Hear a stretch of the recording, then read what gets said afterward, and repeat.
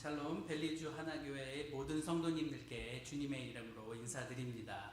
평소보다 좀 시선이 낮아지시죠? 우리 이태원 목사님이 워낙 또 번칠하시고 키도 크시다가 갑자기 좀 시선이 낮아지는데, 다행히 지난주 광고를 통해서 또 오늘 예배 순서 가운데에서 제가 2주 동안 말씀을 전하겠다고 이렇게 알려주셔서 놀라는 분들이 별로 없을 것 같습니다. 설교라는 것은 이미 앞서 선포된 하나님의 말씀을 구현하는 것이기 때문에 시간이기는 하지만, 제가 단위의 설교자인 제가 짧은 인사를 또 드리기를 원합니다. 저는 마음의 문제로, 정신의 문제로, 관계의 문제로 고통을 당하고 있는 분들을 어떻게 하면 하나님 안에서 상담하고 치유하고 돌볼 수 있을지를 연구하는 목회 상담학자이자 기독교 대한감리회의 목사입니다. 상담을 하다 보면 가끔 어떻게 이렇게 그동안 살아온 삶의 궤적이 전혀 다른 두 사람이 한 자리에 앉아서 아무에게도 하지 못했던 그런 비밀 같은 이야기들, 누구에게도 말하지 못하고 끙끙댔던 그 어려운 고민들을 털어놓고 이야기를 할 수 있을까? 참 신기한 생각이 들 때가 많이 있습니다. 저는 20대 후반에 유학을 나와서 한국에서 태어나서 한국에서 자랐기 때문에 제가 만나는 어떤 미국인은 또 다른 인종의 어떤 그런 내담자들이랑 이야기를 하다 보면 정말 공통점보다는 차이점이 더 많은, 정말 다른 점이 많다는 것을 발견하게 됩니다. 그럼에도 불구하고 만남을 거듭해 나가면서 서로 신뢰를 쌓으면서 또 이해와 협력의 관계를 형성하게 됩니다. 하물며 사람 간의 만남도 그러한데, 하나님께 예배하는 이 시간 어떤가요? 모든 성도가 연합하여서 하나님 앞에 나아가는 이 시간, 주위에 앉으신 분들을 둘러보면 비슷한 외모, 또 여러 인종이 살고 있는 이 캘리포니아 사회 안에서 그래도 비슷한 외모를 갖고 있기 때문에 비슷한 점들이 많아 보이지만, 또 일상을 살아가는 가운데서 보면 또 얼마나 서로 다른 삶의 모습을 갖고 있습니까? 그렇게 다름에도 불구하고 성도로서, 하나님께서 교회로서 이렇게 불러주셔서 은혜를 나누는 이 시간이 참으로 저에게는 하나님의 신비이다, 참 귀한 시간이다 라는 생각이 듭니다. 오늘까지는 저라는 사람이 존재하는지 모르셨잖아요. 그런데 이제 여러분과 이 벨리주 하나교회의 모든 성도님들과 하나의 선이 연결되어서 이제 그리스도의 몸된 하나의 지체임을 알았습니다. 이렇게 확인하고 감사할 수 있는 은혜를 주셨는데, 이 시간 허락하신 하나님의 말씀을 통해서 부어주실 예배의 은혜가 넘쳐나길 간절히 기도합니다. 오늘 우리가 함께 읽은 본문의 말씀은 에베소서의 말씀입니다. 에베소 교회는 소아시아, 지금의 터키에 위치한 이방인들이 모인 교회였고, 바울의 주 선교지이자 바울이 세운 교회였습니다. 이 서신을 작성하는 바울은 현재 이방인을 위한 선교 사역을 진행하다가 감옥에 갇힌 상태입니다. 하나님의 사역 가운데에서 고난을 당하는 바울을 통해서 알 수 있듯이, 복음이 전파되어서 하나님을 믿게 되는 일들이 그저 주어지는 것이 아니라 하나님의 일의 부흥을 원하는 사람들이 간절히 기도하고 열망함으로써, 헌신함으로써 이루어진다는 것을 우리는 다시금 되새길 수 있습니다. 특별히 바울로 하여금 자신의 삶을 헌신하게 했던 신앙의 진리, 바울이 깨달았던 그 진리는 무엇이냐면, 이전에는 유대인들에게만 구원이 허락되었고 하나님께서 이스라엘 민족에게만 구원을 허락하셨다고 우리가 제한되게 이해했었는데, 그리스도의 희생을 통해서 모든 인류에게 그 구원이 적용되는 구원의 완성이 이루어졌다는 사실입니다. 그 사실이 바울로 하여금 지금 현재 고난을 당하고 있고 시련을 당하고 있음에도 불구하고 상황을 낙관적으로 보면서 하나님의 일을 소망하는 그런 신앙의 원천이 되었던 것입니다. 바울은 그러한 소망을 에베소 교회에도 함께 품고 신앙생활을 하자고 이 에베소서에서 권면하고 있습니다. 그런데 오늘 본문의 앞장 에베소서 2장에 나와 있듯이 초대교회 안에서는 여전히 이방인과 유대인을 구분하는 논쟁이 끊임없이 이어지고 있었습니다. 그리고 그 중심에는 율법을 지키는 것이 그리스도인이 되는 것과 어떤 상관관계가 있는가에 대한 문제가 끊임없이 제기되었습니다. 예수 그리스도를 나의 주님이라고 고백하고 있는데, 그렇다면 그 이전까지 율법을 통해서 하나님을 열심히 섬겼던 율법은 어떻게 되는 것인가? 이것에 대해서 교회 안에서 서로 다른 생각을 갖고 있었다는 것이지요. 유대교 안에서 오랫동안 이어져 온 전통, 율법을 지키는 행위를 통해서만 하나님께 온전한 신앙을 지킬 수 있다는 그런 생각들이 많은 사람들이 기독교인이 되고 난 이후에도 여전히 그 사람들의 삶 속에 많은 영향을 미쳤던 것입니다. 하나님에 대한 신앙을 이해하는 데 있어서 율법이 가졌던 그 위치가 오랫동안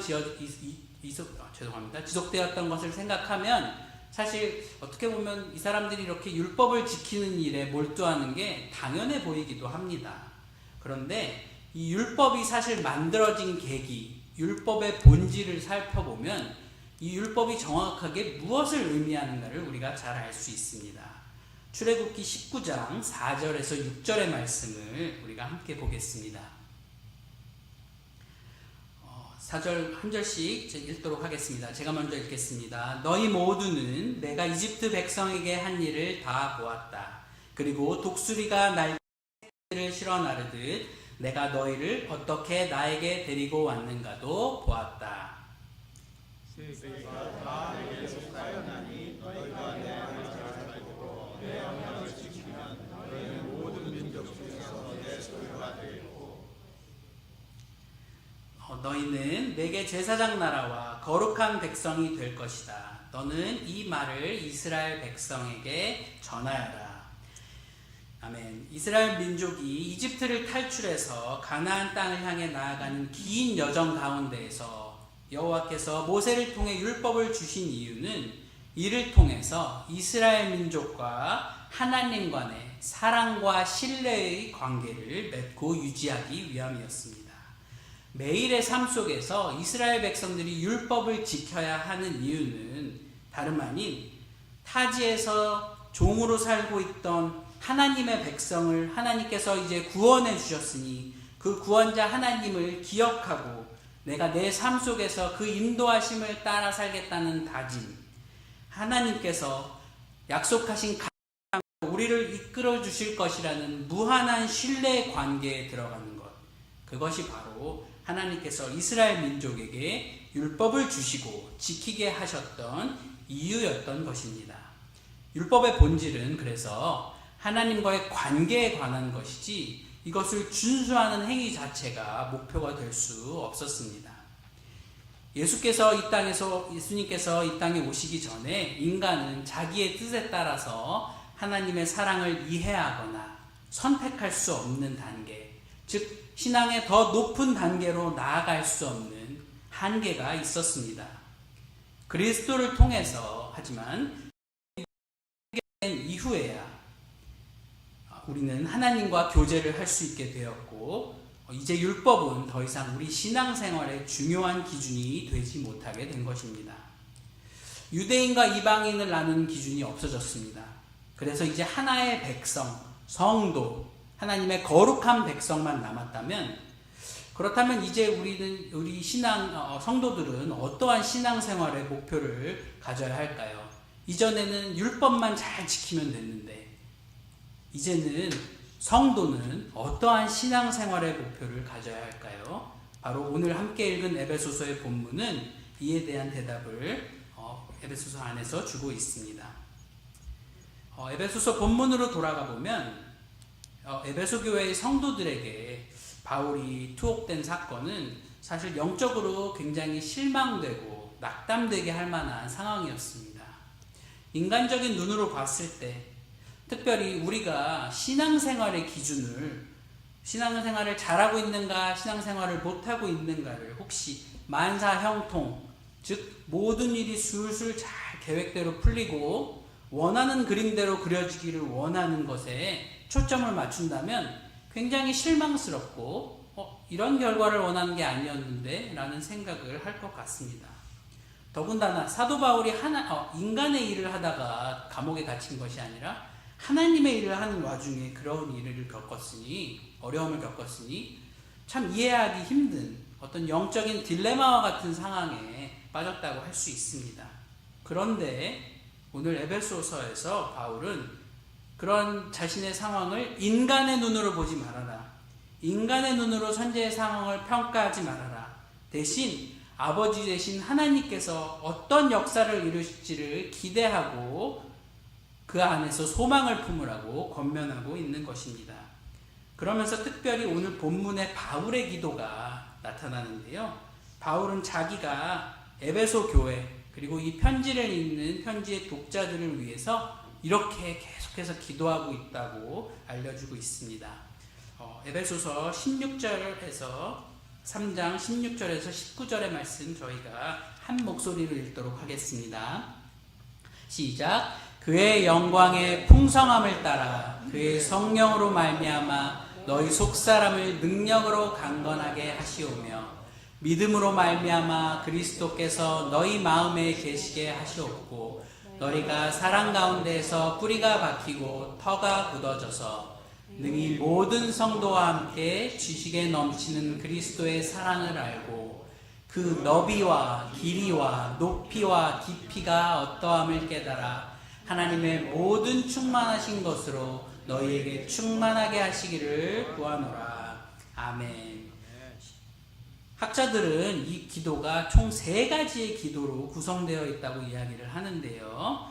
바울이 이렇게 기도를 했다고 정리를 해놓았습니다. 첫 번째, 바울은 그리스도인들이 하나님의 영으로 강해지고 그리스도가 그들 안에 거주하시기를 기도했습니다. 두 번째, 그리스도의 사랑의 넓이, 길이, 높이, 깊이를 이해할 능력을 주시기를 기도했습니다.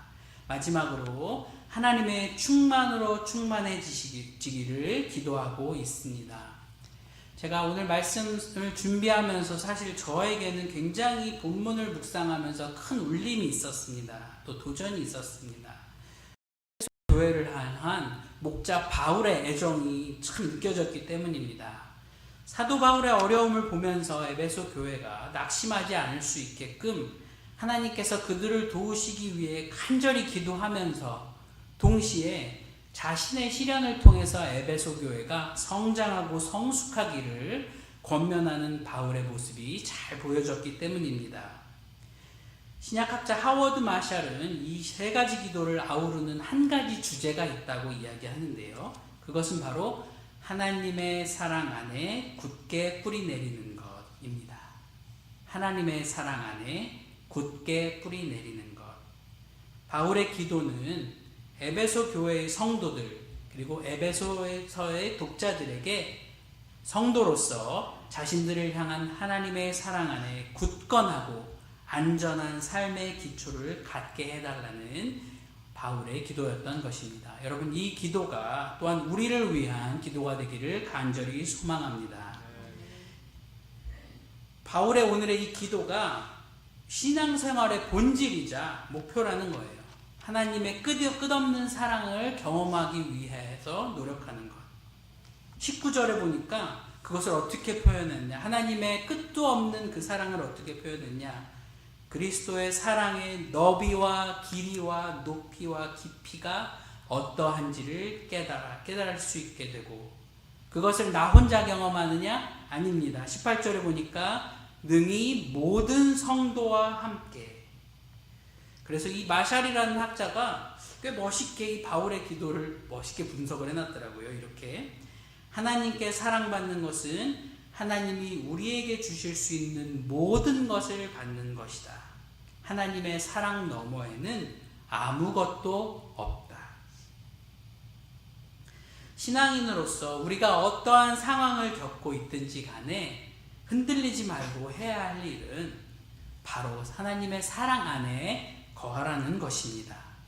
그 이전에는 죄의 문제 때문에 우리가 하나님의 사랑을 다 깨달을 수도 없었고 깨닫지도 못했지만 이제 그리스도를 통해서 우리의 죄의 문제가 해결되었으니 하나님의 한결같은 사랑에 응답하고 이 사랑을 경험하기 위해 다짐하는 것은 바로 성도의 몫이라는 것입니다.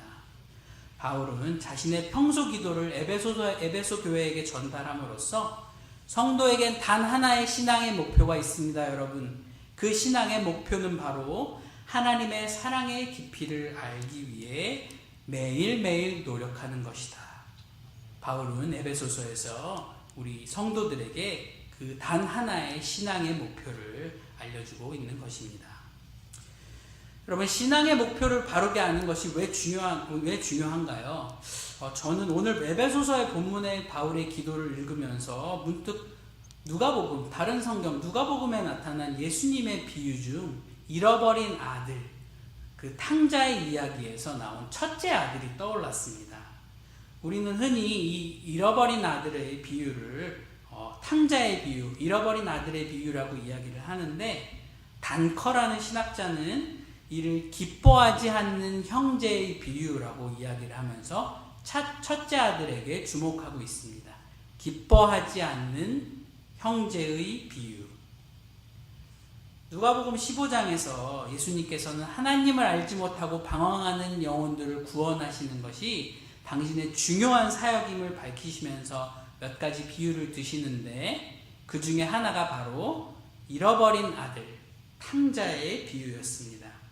상속받을 재산을 미리 받아서 흥청망청 쓰고 타국에서 고생하다가 돌아온 아들을 아버지가 반기면서 큰 잔치를 벌려주었다는 소식을 들은 첫째 아들의 이야기가 25절에서 32절까지 나옵니다.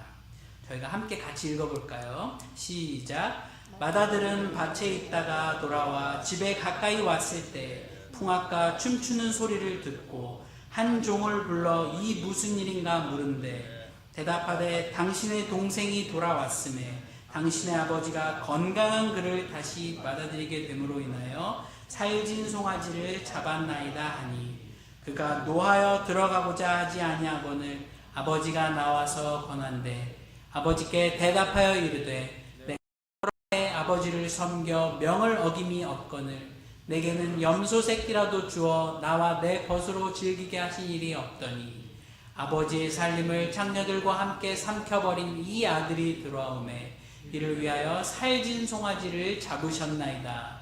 아버지가 이르되 예 너는 항상 나와 함께 있으니 내 것이 다 내 것이로되 이 내 동생은 죽었다가 살아났으며 잃었다가 얻었기로 우리가 즐거워하고 기뻐하는 것이 마땅하다라 하니라. 아멘. 첫째 아들의 모습은 사실 예수님께서 사회적으로 비난당하는 낙인이 찍힌 죄인들과 함께하는 것을 비난하던 바리새인들을 꾸짖으시기 위하여서 이 첫째 아들의 모습을 인용하셨지만 사실 종종 모태신앙들 자신의 결정보다는 태어나면서부터 기독교인이었던 이들의 타성에 젖은 신앙, 수동적이고 뭔가 뜨뜻미지근한 신앙에 대해서 말할 때 인용되기도 합니다. 오늘 함께 읽은 본문에서 첫째 아들이 아버지를 향한 섭섭함을 이렇게 토로하죠. 내가 여러의 아버지를 섬겨 명을 어김이 없거늘 내게는 염소 새끼라도 주어 나와 내 벗을 즐기게 하신 일이 없더니.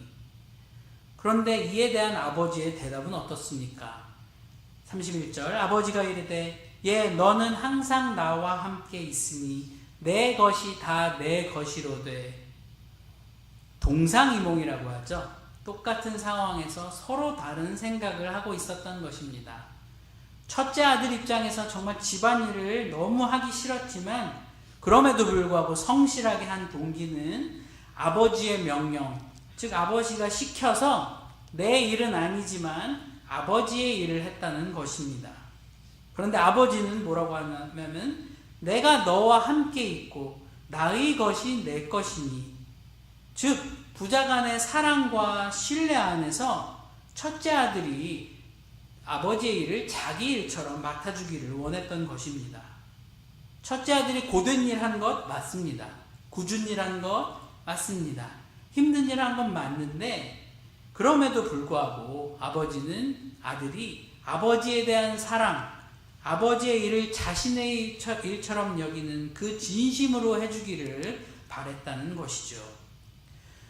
이미 우리가 읽은 본문에서도 이 아들, 첫째 아들이 굉장히 화가 나 있고 좀 짜증도 나 있고 있는 것 같아요. 그런데 원문을 보면은 이게 굉장히 분노가 굉장히 격앙되고 좀 비난의 논조가 굉장히 상당히 높다고 합니다. 자기 친구는 내 벗이라고 부르면서 자기 동생을 당신의 이 아들이라고 그렇게 불렀다고 해요. 이 첫째 아들 안에 굉장히 분노가 있었던 것 같습니다. 그런데 사실 그의 이런 분노를 보면은 동생이 돌아오기 전까지 아버지의 집에서의 삶이 과연 만족스러웠을까라는 그런 의구심이 듭니다. 만약 아버지의 마음을 이해했다면, 만약 아버지의 사랑을 이해했다면 혹시 자신에게도 더 값지고 의미 있는 시간이었을 텐데 그가 혹시 의무감에 사로잡혀서 아들이라면 이렇게 해야 돼, 아들이니까 마땅히 이렇게 해야지 하는 부담감 때문에 사로잡혀서 때때로 자기 맘대로 행동한 동생의 객기를 부러워하면서 나도 그렇게 해볼 걸 그랬나? 라는 하기 싫은 일을 담당하던, 하기 싫은 일을 하던 그 첫째 아들의 삶은 과연 어땠을까? 저는 이 첫째 아들의 비유에서 앞서 에베소서에 나온 율법에 의존하는 신앙의 한계가 잘 보여지는 것 같습니다. 그래서 우리 신앙인이라면 예수 그리스도의 사랑에 참여하기를 선택하고 먼저 나아가는 그런 신앙의 진리를 잘 보여준다는 생각이 듭니다. 사실 저도 모태신앙인이고 교회에서 굳은 일 많이 했습니다. 신학생 때 정말 높은 사다리를 저보고 올라가라고 해서 올라가서 지붕도 고쳐보고 막 이런 일도 했었는데, 그래서 그런가 첫째 아들에게 심정적으로 마음이 많이 가는 것도 사실입니다. 저는 첫째 아들에게 아버지에 대한 사랑이 전혀 없었을 거라 그렇게 생각하지 않습니다. 오히려 착한 아들, 자기 동생은 그렇게 철없이 떠날 때 아버지 곁을 지닌 아들이죠. 근데 그럼에도 불구하고 아버지의 뜻을 다 헤아리지 못하고 이해하지 못했을 때 아버지와 내가 함께 있다는 사실, 아버지가 나를 지극하게 사랑하신다는 그 사랑을 다 경험하지 못한 채 그가 아버지의 아들로서 누리는 풍성하고 자유로운 삶이 아닌 책임감과 의무감에 속박된 삶을 살지 않았나라는 생각을 해봅니다. 우리의 신앙이 내가 생각하는 혹은 남들이 이야기하는 혹은 교회에서 배운 모범적인 신앙인의 모습, 이렇게 생겨낸 어떤 신념들, 규칙들, 주일 성수 열심히 해야 되고 열심히 봉사하고 헌신하고 희생해야 되고 절제하는 삶의 모습을 사는 그 행위만을 따라하는 것에 그친다면 우리의 신앙은 율법적인 반쪽짜리 신앙이 되고 마는 것입니다. 저는 이런 것들이 유익이 없다는 것이 아닙니다. 오히려 이런 것들이 분명히 주는 유익이 있습니다. 그런데 그럼에도 불구하고 우리가 진정으로 추구하자 해야 하는 신앙의 목표는 우리의 매 순간의 삶 속에서 하나님을 깊이 사랑하는 것, 그 하나님을 깊이 사랑하는 것과 우리의 삶이 밀접하게 연관되어 있어야 한다는 것입니다. 그리고 여기에서 저는 하나님을 사랑하기 위해 우리가 알아야 할 큰 비밀이 한 가지 더 있다는 것을 발견하였는데 여러분께 소개하고자 합니다. 벨리주하나 교회 성도님들께 묻겠습니다. 여러분 모두 하나님 사랑하시죠? 네. 우리 큰 목소리로 좀 고백해봤으면 좋겠습니다. 모두 하나님 사랑하시죠? 네. 그런데 하나님을 사랑하는데도 방법이 있고 노력이 필요하다는 사실 아십니까? 사랑하는데 방법이 어딨어. 그냥 아낌없이 다 퍼주고 다 져주고 하는 게 사랑이지 하는 열정적으로 말하시는 로맨티시스트도 분명히 계실 것 같은데요. 제가 상담 공부를 하면서 부부나 가족, 이 위기 상황, 또 문제 상황을 열심히 듣고 함께 상담해 나가면서 보니까 가족이라고 할지라도 이 세상 누구보다도 가장 가까울 거라고 생각하는 가족이라고 할지라도 때로는 사랑한다는 게 진짜 쉬운 게 아니구나. 그래서 누군가를 사랑한다면 반드시 해야 할 일이 있다라는 것을 배우게 됐습니다. 사랑하기 위해 우리가 해야 될 일이 무엇이냐 하면 바로 상대방을 이해해야 한다는 것입니다. 상대방을 이해하기 위해 노력해야 된다는 것입니다.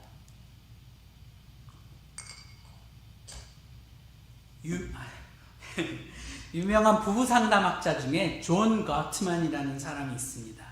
이 존 거트만은 애정연구소 The Love Lab이라는 연구소를 세우고 수천 쌍의 커플들의 의사소통을 관찰하고 연구했다고 합니다.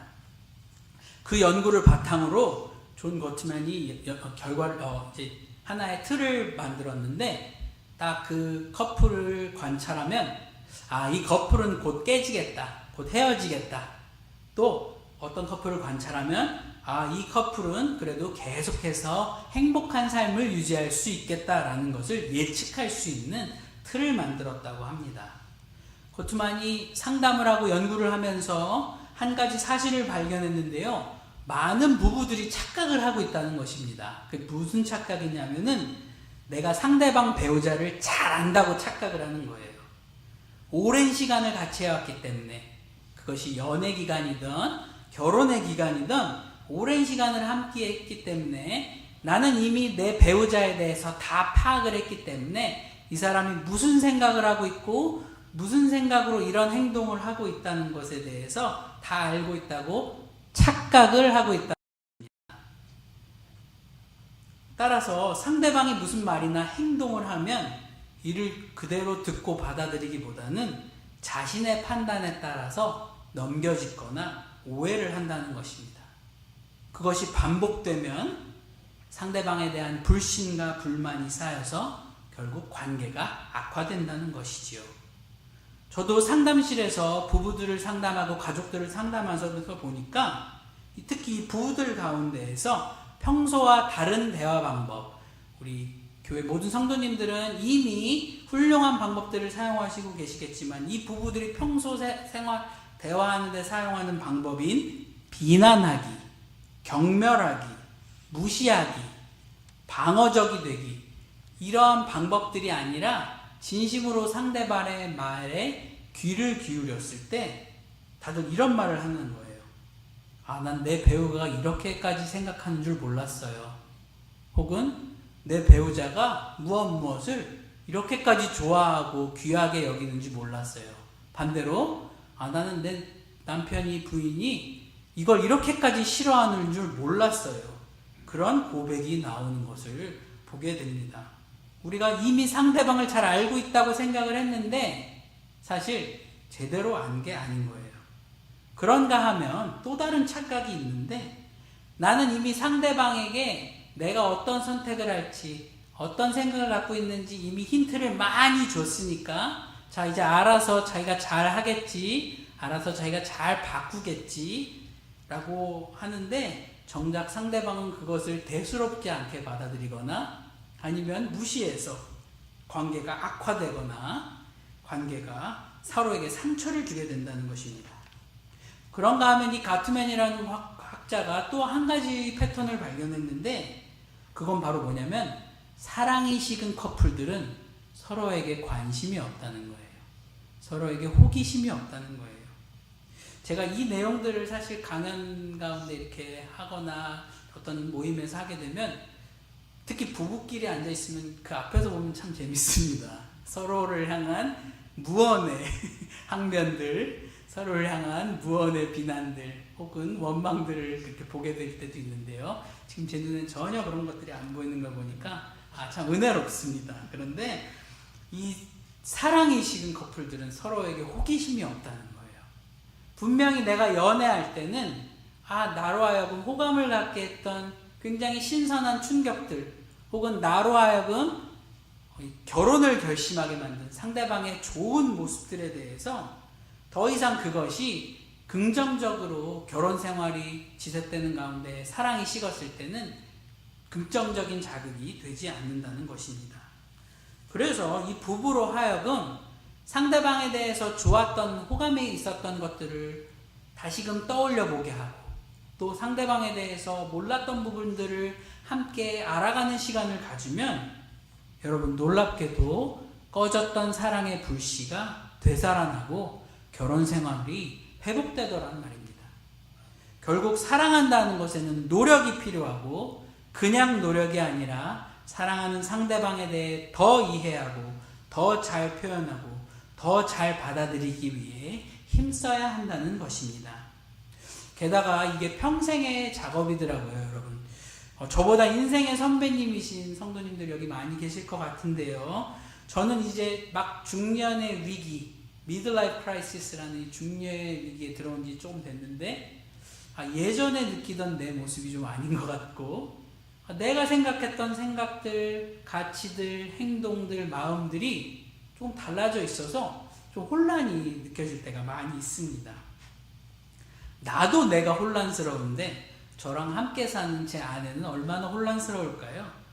그렇기 때문에 저도 저를 알고 이해하기 위해 노력해야 하듯이 저의 아내도 저와 함께 살아가기 위해선 저의 이런 변화들을 이해하기 위해 노력해야 되겠죠. 마찬가지로 저 또한 아내의 변화를 이해하고 받아들이고 수용하기 위해서 노력하는 것, 그것이 사랑의 모습이 아닐까라는 생각을 해봅니다. 하물며 인간을 사랑하기도 이렇게 많은 노력과 수고가 들어가는데 우리가 하나님을 사랑하고 알기 위해서는 더 많은 시간과 노력을 투자해야 되지 않을까요? 결국 우리가 하나님의 사랑을 깊이 체험하고 그 사랑 안에 거하고자 하는 신앙의 목표를 달성하기 위해서 우리는 하나님과 날마다 더 하나님에 대해 알고 힘써야 한다는 것입니다. 다양한 방법이 있겠죠. 교회의 다양한 모임을 통해서 성경 공부, 기도 모임, 속회, 또 자기만의 큐티 시간이나 기도 시간을 통해서 하나님과의 교제를 쉬지 말아야 합니다.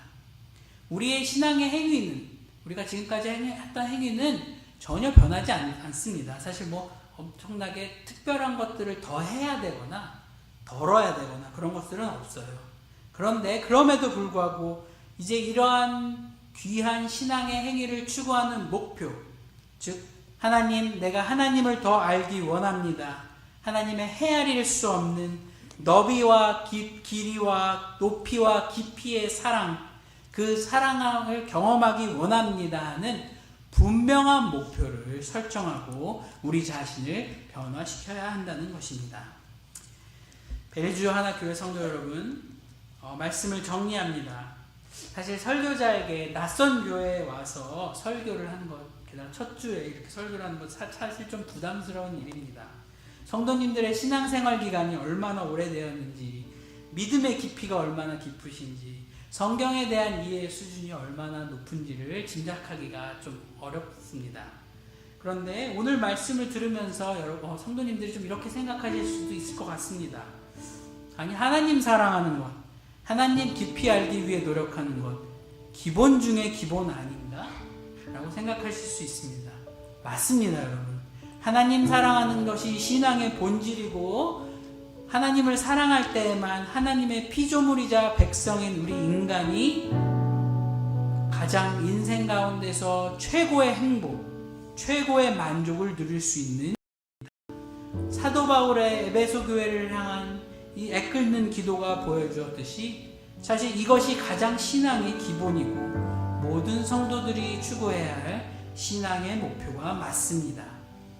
저는 우리 안에 이러한 신앙의 기본, 신앙의 목표가 바로 설 때 우리 개인의 심령의 부흥, 또 우리 교회의 부흥이 일어나리라 믿습니다. 저는 주벨리 하나 교회의 모든 성도님들이 이미 이런 기본 중의 기본을 다 깨달으셨고 이미 삶 속에서 위대한 삶의 여정을 살고 계시다고 믿습니다. 그럼에도 불구하고 이런 기본 중의 기본을 여러분들께 이 시간 다시 말씀드린 이유는 에베소서 3장 18절의 말씀 때문입니다. 이 말씀을 되새기면서 여러분께 더 큰 신앙의 도전을 권면하기 위해서입니다. 18절에 뭐라고 나와 있느냐? 능히 모든 성도와 함께 지식에 넘치는 그리스도의 사랑을 알고 내 삶, 한 번밖에 못 사는 내 삶 가운데 예수 그리스도의 사랑을 충만하게 경험하는 이 위대한 목표를 이루기 위해 노력해야 될 뿐만이 아니라 하나님께서 우리에게 주신 이 신앙 공동체 안에 다른 지체의 신앙생활 가운데서도 이 하나님의 사랑을 경험하게 해야 할 영적인 책임이 우리 서로에게 있다는 사실입니다. 나의 신앙 목표도 되지만 우리의 신앙 목표도 된다는 것이지요. 삶 가운데 어디로 가야 할지 몰라서 혼란스러워하는 지체, 시련과 역경을 맞아서 이를 벗어나려 몸부림치고 있는 지체, 혹은 세상 일이 너무 잘 풀려서 하나님을 잊은 지체가 있다면 꾸짖거나 정죄함으로써가 아니라 나의 말과 삶을 통해서 역사하시는 하나님의 사랑을 통하여서 서로가 서로를 응원하기를 간절히 바랍니다. 태초부터 지금까지 그리고 앞으로도 아낌없이 끊임없이 우리에게 부어주실 그 하나님의 깊은 사랑으로 나아가서 이를 체험하여 그 사랑이 나를 변화시키는, 너를 변화시키는, 우리 교회를 변화시키는 그 놀라우신 하나님의 은혜와 구원의 역사가 함께 예배하는 우리 모두에게 있으시기를 간절히 축복하고 기도합니다. 함께 오직 주의 사랑에 매여 찬양하시겠습니다.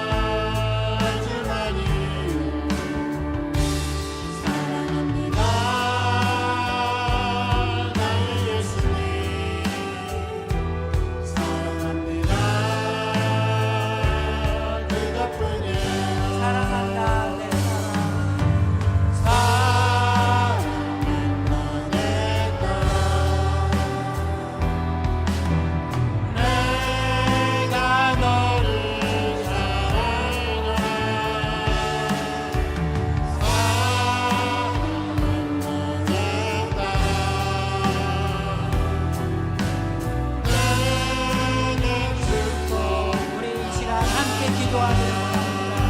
하나님, 우리를 하나님의 귀한 백성, 귀한 성도로 불러주셨습니다.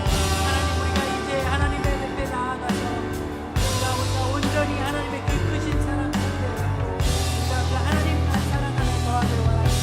함께 기도하시겠습니다. 참으로 고마우신 하나님 감사를 드립니다. 우리를 한 사람 한 사람 주님의 귀한 백성으로 불러주셨습니다. 이제 우리가 우리의 삶 가운데서 하나님의 사랑으로 말미암아 변화됨을 경험하기 원합니다. 치유함을 경험하기 원합니다. 내 삶 가운데서 하나님을 위한 거룩함을 경험하기를 원합니다.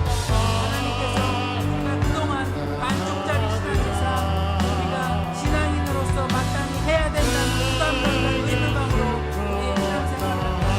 주님, 이제는 우리가 하나님께 자원하여 우리가 우리의 가장 귀한 것을 하나님께 내어드려서 하나님께 부르짖고 하나님의 응답을 구하기 위하여서 우리의 삶을 헌신하며 나아가는 모두가 되기를 원합니다.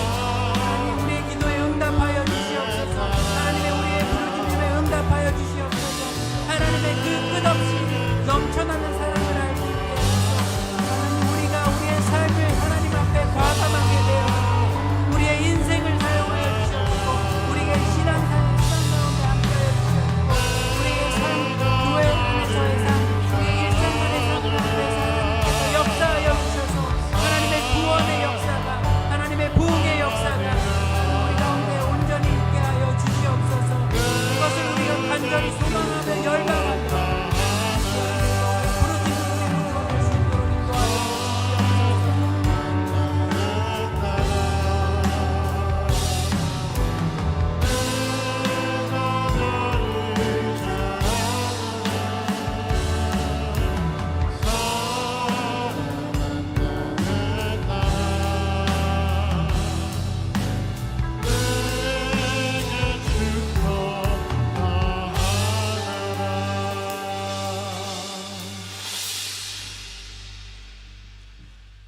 우리의 발걸음을 교회 전으로 불러주신 하나님, 그 마음속에 때로는 의무감으로, 부담감으로 우리가 배워온 신앙의 알무로 하나님께 나온 적도 있습니다. 하지만 주님, 지금 이 순간 결단하며 다짐하며 나아가는데 주님, 우리가 우리의 삶을 온전히 하나님께 드리오니 우리의 일상의 삶과 우리의 신앙의 삶을 통하여서 하나님의 넘치는 사랑을 경험하도록 인도해 주시옵소서. 그 하나님의 넘치는 사랑이 우리의 삶을 통하여서 이루어질 때에 우리의 삶이 변화되고 우리의 지체들이 변화되고 우리의 이웃들이 변화되고 우리가 속한 가정이 변화되고 우리가 속한 교회가 변화되고 공동체가 변화되는 하나님의 놀라운 기적들이, 하나님의 놀라운 일의 부흥이 있게 하여 주시옵소서. 우리의 신앙을 흔들리게 하는 것들이 있으니까 눈앞에 어려움, 주님 병환으로 인하여서 우리가 갈등하고 신음하며 하나님께 아무리 부르짖지만 응답하시지 않는 것 같은 절망 가운데 있습니까? 낙심 가운데 있습니까? 우리가 하나된 교회로서 우리의 지체들을 위하여서 한 마음으로 합심하여서 중보하면서 기도하며 나아갈 때에 하나님의 사랑이 우리 그 힘들고 지치고 주님 고난 가운데 있는 지체들 가운데 하나님의 사랑과 은혜가 넘쳐나기를 소원합니다. 이를 통해서 우리가 하나님의 기적을 목도하며 감사함을 올려드리기를 원합니다. 주님, 그 놀라운 부흥의 역사가 우리 벨리주 하나교회의 모든 성도님들의 삶 가운데, 신앙 가운데, 또 교회 위에 영원토록 함께 하시기를 주님 간절히 기도하고 바랍니다. 아멘.